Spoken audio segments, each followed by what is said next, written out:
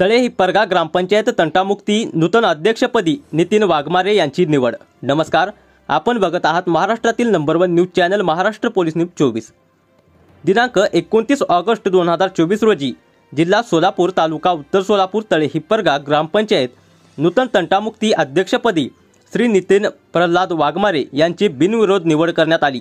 गावातील सामाजिक कार्य, कायदा सुव्यवस्था राखण्याची नेहमीच पुढाकार असल्याने गावातील विविध भागातील नागरिकांनी पाठिंबा दर्शवत बिनविरोध निवड करण्यात आली।